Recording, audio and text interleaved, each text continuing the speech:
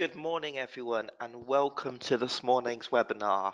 My name is Tom Lees. I'm Key Relationship Manager here at the Practical Vision Network. Many of you will be mostly familiar with our Lawyer Checker risk products and possibly our online publications, today's Conveyancer, today's Wills and Probate, and our newest, today's Legal Cyber Risk. Today, I'm going to discuss the risks posed by cybercrime to your law firm. If it is not already, protecting your firm from the risk of cyber attack should be something that is high on your agenda. In this morning's short webinar, we're going to cover the major changes to CQS and Lexcel around sort of fraud and cyber, and provide pointers on how to ensure your firm remains compliant when audit time rolls around. The objective of today is to try and get you thinking about cyber security in your organisation and what steps you can take to mitigate your risks. Hopefully, I'll be able to give you a good steer on these issues and identify some things for you to take away. If you have any questions, please feel free to ask. I've included my contact details on the final slide, so you can come back to me directly. Alternatively, on the GoToWebinar panel, you'll notice there is a questions option. If you'd like to pop your question in there, if we do have a few minutes spare at the end of the webinar, I'll try and pick out a couple of good questions and answer those for you at the end as well.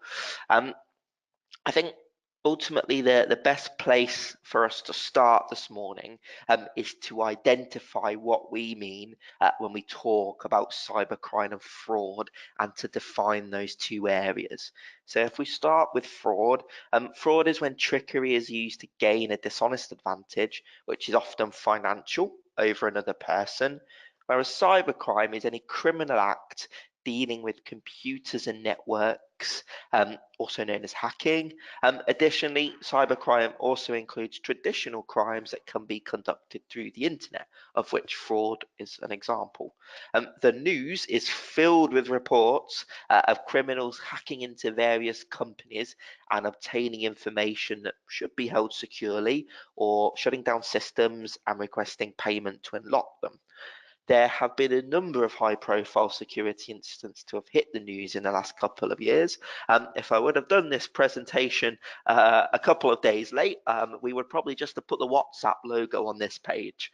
So many of you will be aware of the news story that has broke in the last few days. On the way home yesterday, it was #1 story on Radio 5, and was also #1 story on the evening news, which I watched as well. WhatsApp hackers were able to remotely install some surveillance software on phones and other devices using a major vulnerability within WhatsApp, and that's now been confirmed. WhatsApp, of course, is owned by Facebook, who said the attack targeted a select number of users and was orchestrated by an advanced cyber actor. What does this mean for us?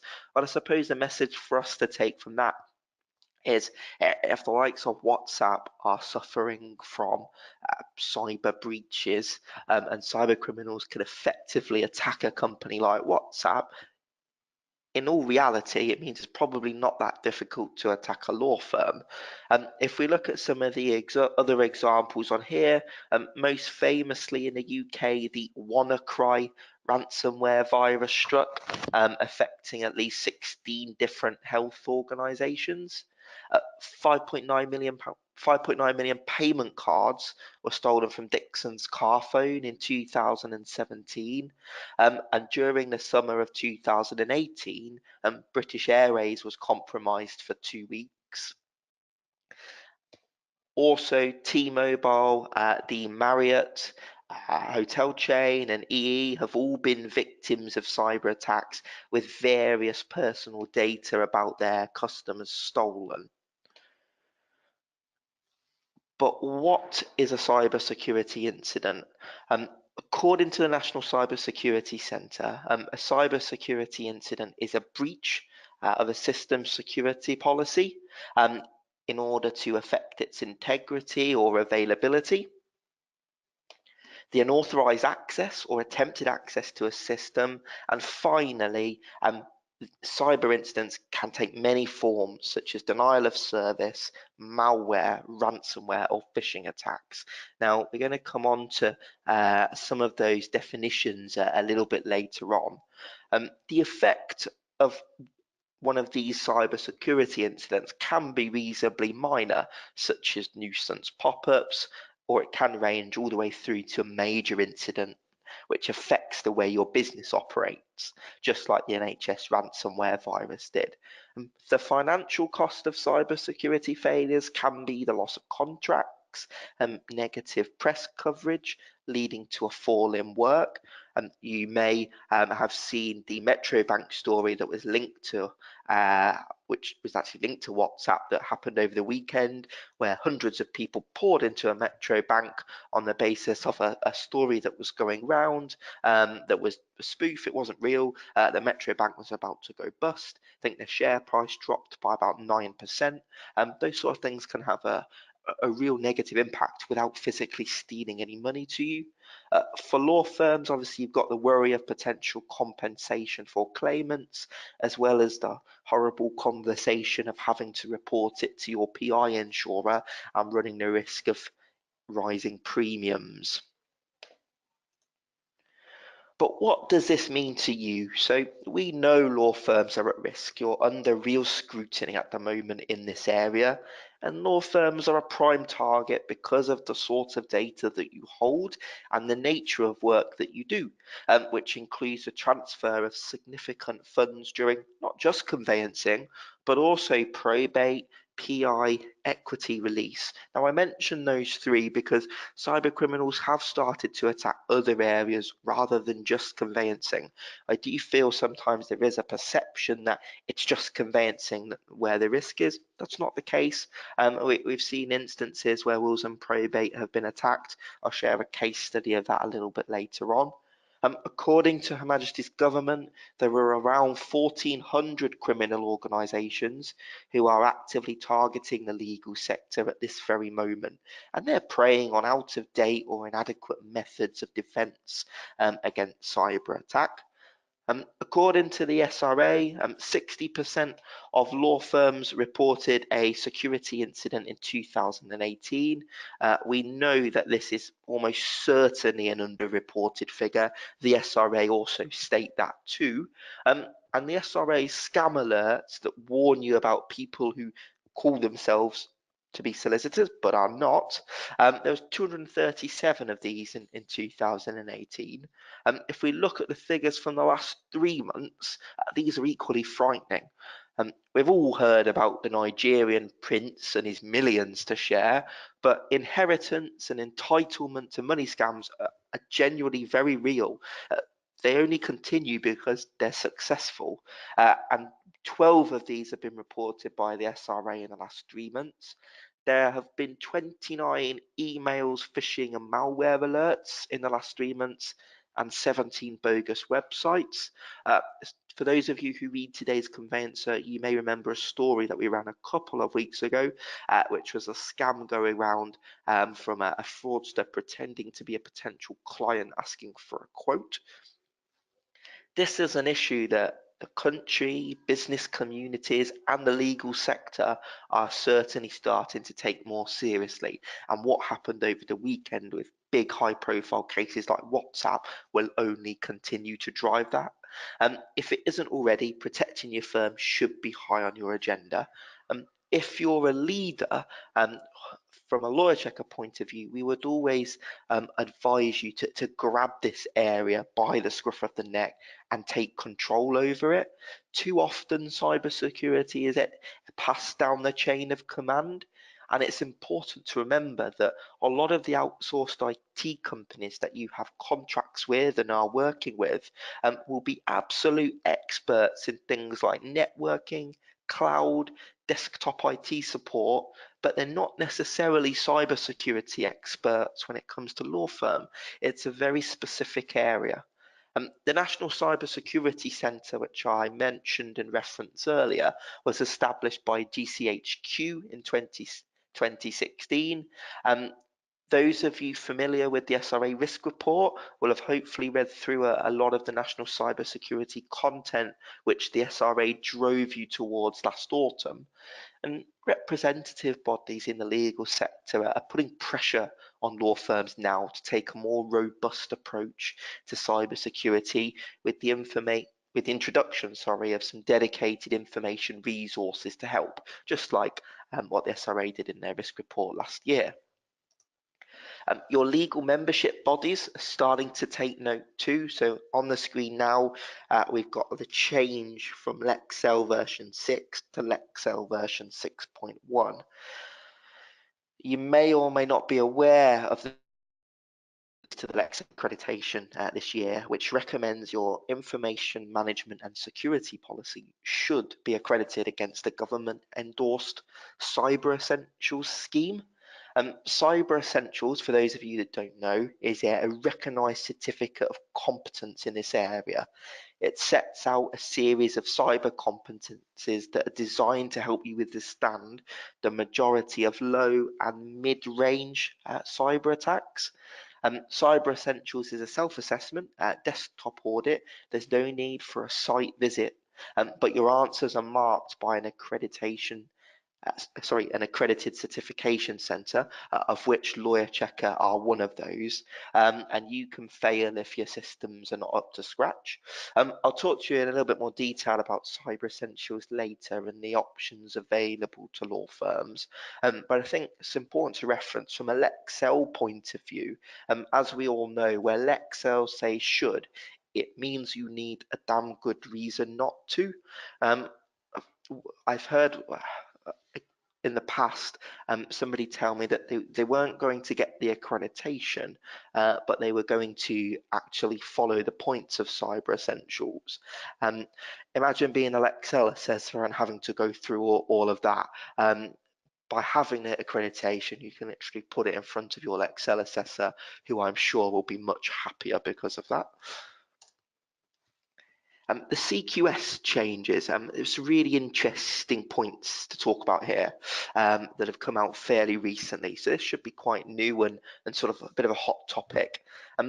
As you probably know, the CQS was set up in 2011 with the aim of providing a trusted community of solicitors within the residential market that help to deter fraud and improve best practice standards.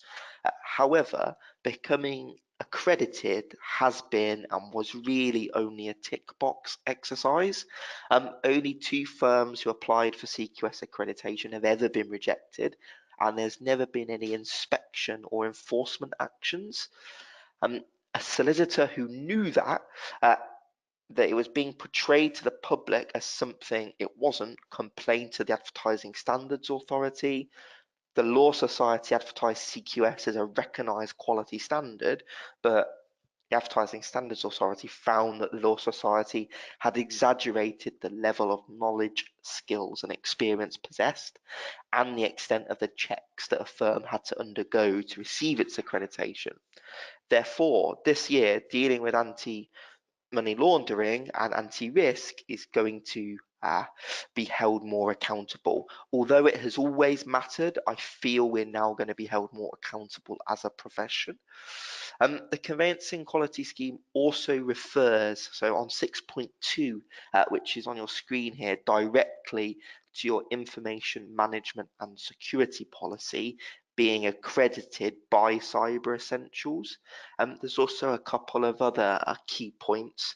So point number L, a procedure for verifying the banking details of other conveyancers and third parties to whom money is sent.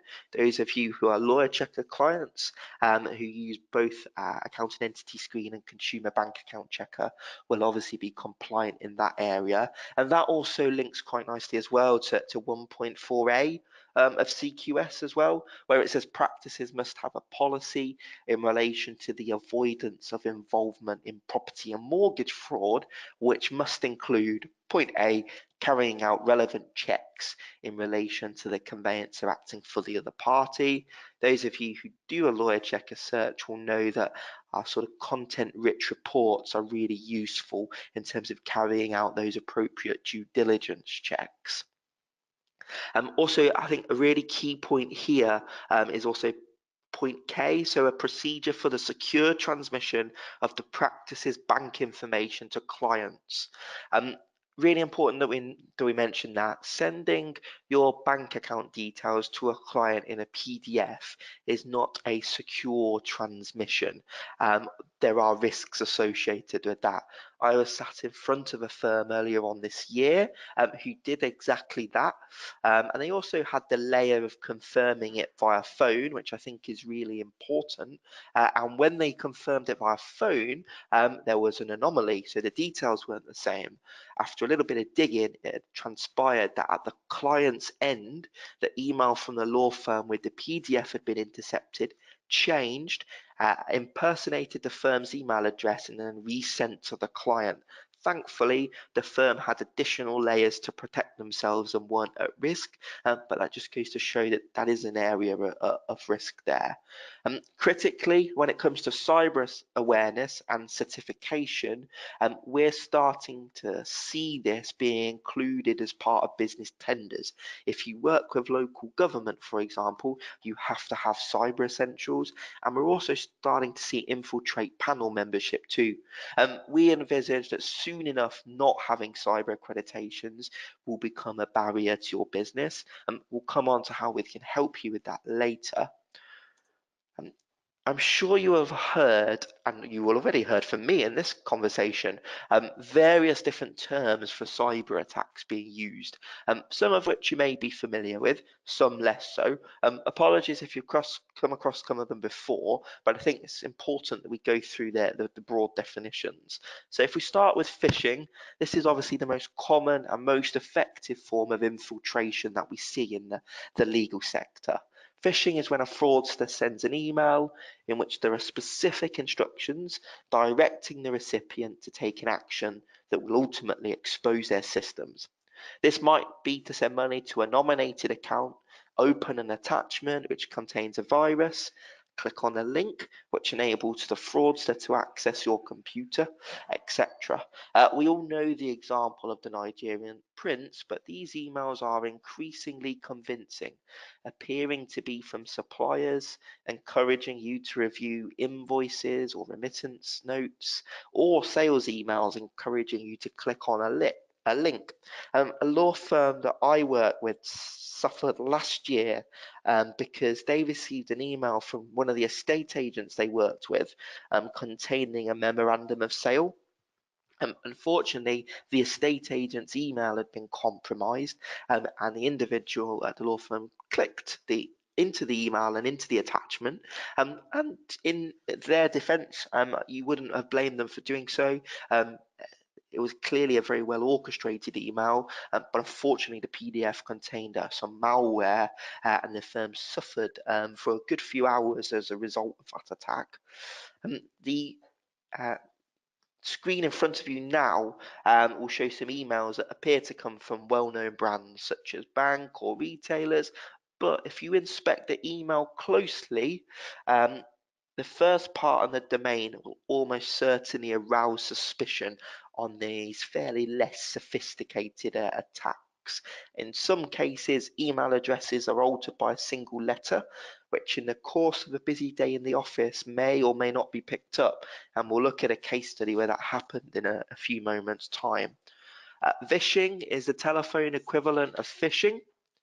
It is described as the act of using the telephone in an attempt to scam the user into surrendering private information.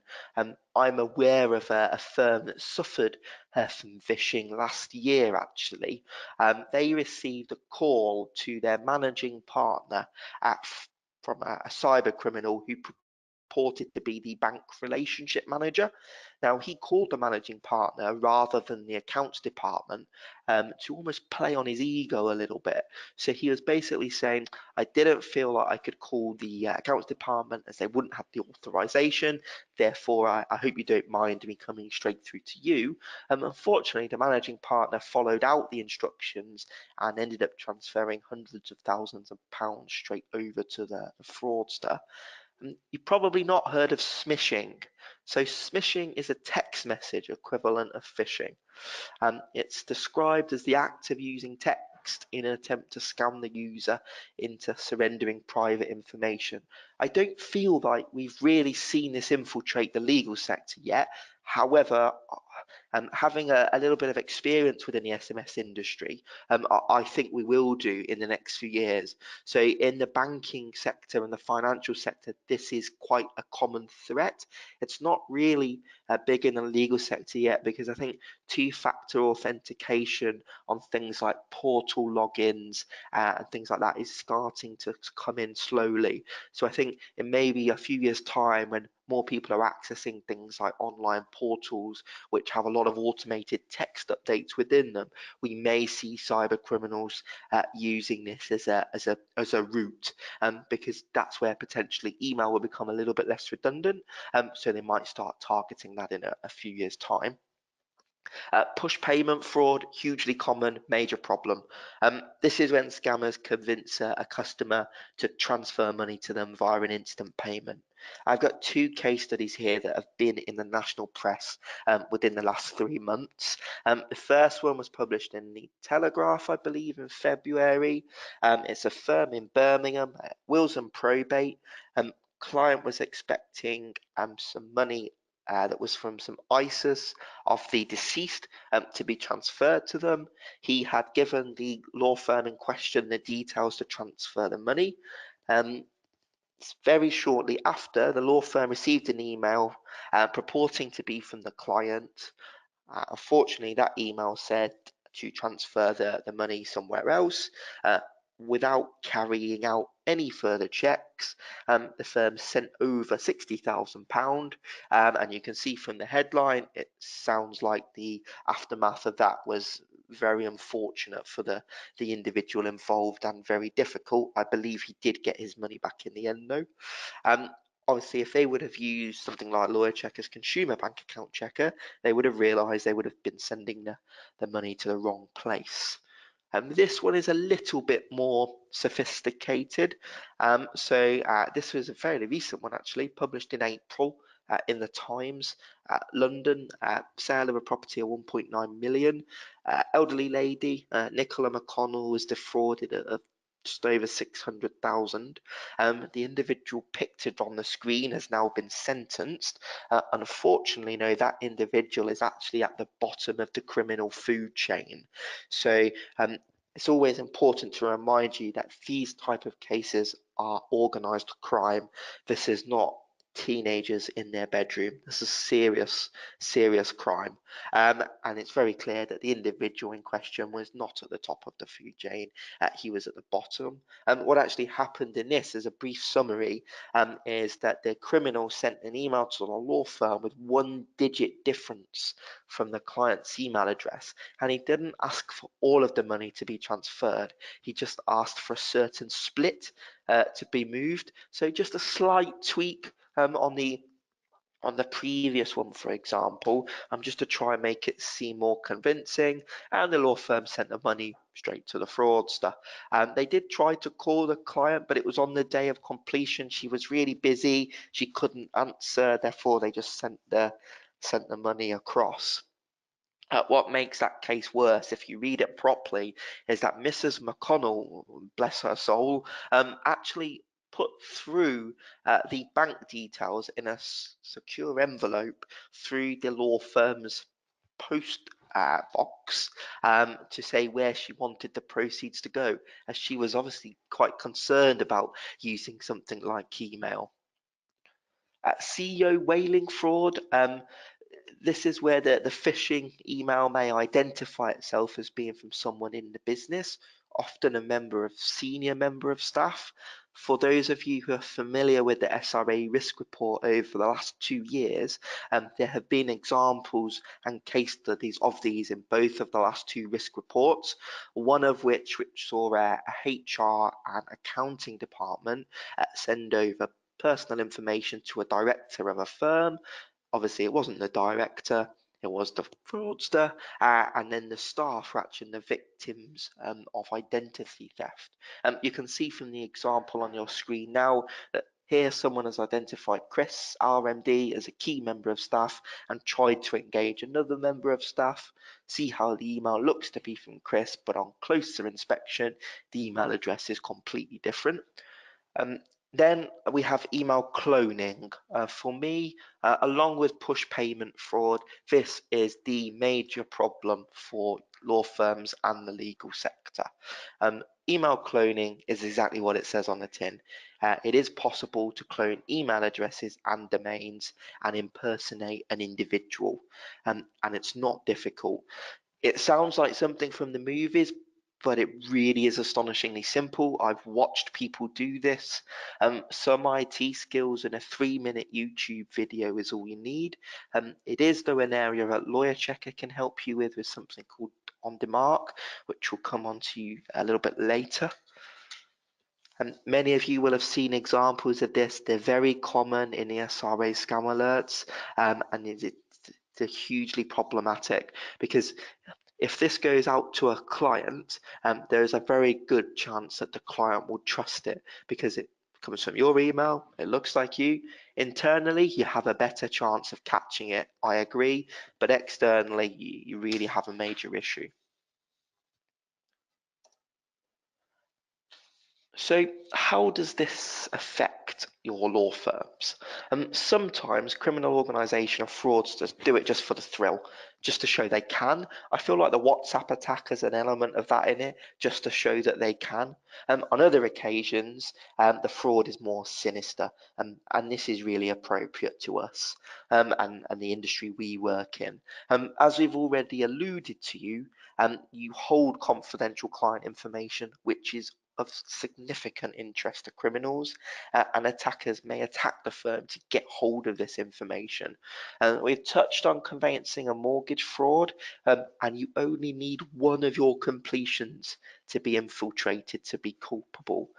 Some of the scams have been astonishingly simple in terms of their effectiveness, with fraudsters impersonating vendors by email or phone, or solicitors on the other side of the transaction in order to redirect funds to criminal accounts. Malware is the sort of catch-up term for computer viruses, which are designed to infiltrate and damage your computers and networks. One of the most popular, for want of a better phrase, is the ransomware virus. This infiltrates your computers and networks, usually through a phishing attack, so someone clicking on an attachment or clicking on a link, and systematically locks down files, folders, and access as well. The deliverer of the virus then contacts you, normally by email, requesting funds to unlock your systems. The funds are normally paid in Bitcoin, which obviously keeps the anonymity of the cyber criminal. In most cases, the advice is not to pay, as there's no guarantee that either in delivering the ransom will unlock the systems, and in some cases the attack will be a deliberate effort to disrupt your law firm as well as gain access to it. So the disruption could well be a bit of a distraction tactic, and actually the fraud or the crime is happening in another area because all the focus is on this.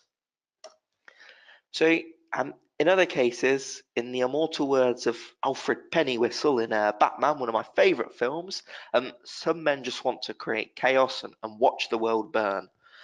In any security incident, you need to implement the recovery process in your security policy. If you don't have a security policy or would like help implementing a recovery plan, please do speak to us after. That's something that we can help with.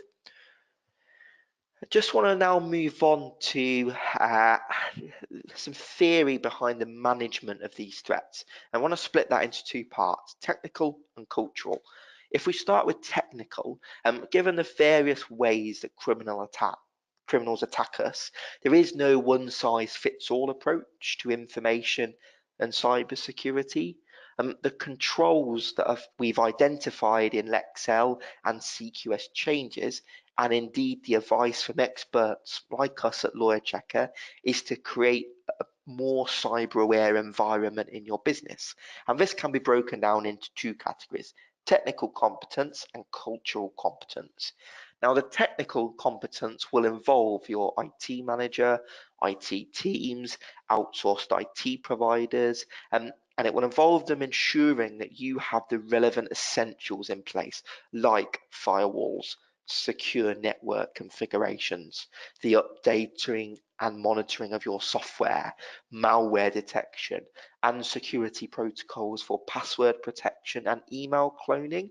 And Cyber Essentials is a technical competence certification, and that will help to protect you against around 60% of cyber attacks. So Cyber Essentials is about you being brilliant at the basics and proving and demonstrating that and testing and verifying that. However, the greatest risk to your business from a cybersecurity point of view is no matter how much of the technical bit that you do is your staff. Like any security policy, the application is only as good as its implementation. It's really critical that your staff understand the risks and take a proactive approach to cybersecurity across the firm. The majority of the cyber failures happen because someone has clicked on a phishing email or not applied an appropriate level of check and then has been caught out, and then the crime has been carried out. The greatest risk to your business from a cybersecurity viewpoint is your staff. So to make sure we're really strong in that area, we need to embed a culture of cyber awareness in our businesses alongside the technical competencies. Now, an example of what some of these things might be are encouraging staff not to connect work devices to open network Wi-Fi hotspots. The amount of time that I go to events and it's clear that people are connecting to open Wi-Fis, I frankly find frightening. Not clicking on suspicious emails and attachments and reporting it properly to the relevant IT people, ensuring proper procedures are followed when updating things like bank details on case files. If you can get really good at all of those, then your cultural competence is probably at a fairly high level. Also, not discussing confidential matters openly on public transport. This is an interesting one. How many of you are on LinkedIn? Probably most of you. I'm sure you've read posts from people who've commented on conversations that they've overheard on the 3D conversations on public transport. So what I was saying here is really this is a key part of the cultural aspects of information and cybersecurity. So ensuring that your staff understand and appreciate the dangers of discussing these confidential matters in public, alerting IT to suspicious emails and not clicking on links or opening attachments, and unfortunately, yes, being a little suspicious of calls and emails, whoever they are from, which specifically discuss changes to bank account details and transfer of funds. I think we should encourage our staff to be suspicious, to be curious, and that should be praised. What else can you do? Well, it will come as no surprise to you that Lawyer Checker can really help you. We provide a range of options to help you protect your law firm from the risks associated with cybercrime and fraud. Most of you will be familiar with our accounting entity screen, which verifies the bank details of the law firm on the other side of the transaction, and that links quite nicely to some of the CQS stuff that we talked about earlier. In terms of Lawyer Checker sort of being able to help you, I'm sure most of you are familiar with accounting entity screen, which verifies bank details of their law firm on the other side of the transaction. And that links really nicely to two of the key points we talked about in CQS, which is 1.4a and 6.2l. We've also released a couple of newer products you may not be aware of, one of which helps firms verify the destination of the funds when it comes to transferring sale fines to customer bank accounts. So you're effectively verifying or sending the proceeds of a sale equity release or wills and probate to the right place. And we also have a tool to prevent your email address from being cloned. We talked about email cloning being a major problem earlier on in the webinar, and we saw some examples of where that had happened. We are also a Cyber Essentials assessor, as I briefly mentioned earlier. And one of the things that we do is help law firms through their cyber risk journey, right up to ISO 27001 if appropriate. Because Cyber Essentials is a basic certificate and covers mainly the technical aspect of cybersecurity, we'd recommend that firms go for a slightly upgraded version of Cyber Essentials, which includes modules on implementing the cultural competencies that we discussed. This is part of the IASME certification that we can certify against. There's a small cost differential between that and Cyber Essentials, but not a lot. And given the risks associated with sort of cyber naivety, we believe it's a worthwhile investment. We can also provide some of the ongoing support and training across your cyber risk needs, and we can help you on your cyber risk journey through these different certifications up to ISO 27001. We can help you simulate a cyber attack with some phishing testing. We can prevent the cloning of your email address, and we can come and deliver on-site training, all of which we can package up for a monthly fee and effectively act as your sort of outsourced cyber support business. As a business that revolves around the law, we know how law firms work and we know the nuances of your business. And if you're interested in starting your cyber awareness journey with us, feel free to speak to me today about how we can work with you to protect your firm. At the end of the webinar today, we have a short quiz that we can circulate to all attendees, which will help provide an indicative idea of how ready you are for cyber accreditation. We are here to help you ultimately, and that's what we want to achieve. And hopefully this will be a really useful tool for you to understand where you are on that journey. To finish today, I really want to encourage you to consider what the repercussions of cyber failure in your business could be. As lawyers, we are trained to look at the worst case scenario, and unfortunately, when it comes to cybersecurity, the worst case is pretty nightmarish. We think cybersecurity is a growing risk and one that law firms need to wake up to, and we're not the only ones. As I've outlined, you will start to see tender process requiring cyber certifications. We envisage panel membership will as well. Think about how CQS became mandatory for panel membership. And I can tell you now, your professional indemnity insurers are waking up to this and are taking into account the risk you pose from a cyber security point of view in their renewals. Those of you that listened to Lawyer Checker's webinar with Howden last month will have seen and heard that as well. I'd like to thank you very much for your time today. I hope it's been informative and given you something to take away. Sorry about the brief interlude we had with the sound problem. Hopefully you only missed a few seconds and we picked up and dealt with that immediately. I'll leave my contact details up for anyone who wants to make a note and contact me separately. And I am about today, if anyone wants to discuss any of what we've discovered, from about 2 p.m. onwards. Thank you very much for your time and for listening, and enjoy the rest of your day. Bye bye.